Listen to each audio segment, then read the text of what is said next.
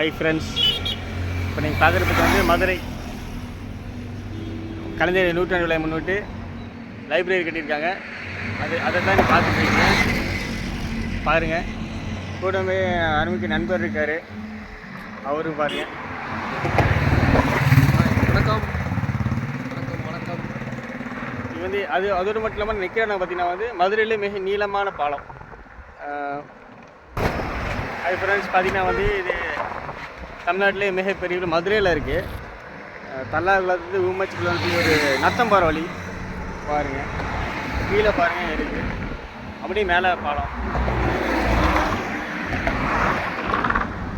மதுரையிலே பெரிய பாலம், 7 கிலோமீட்டர் சுமார் வந்துட்டுருக்கு.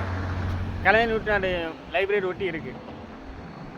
வந்து யாரும் பார்க்காம மிஸ் பண்ணிடுறாங்க, பாருங்கள்.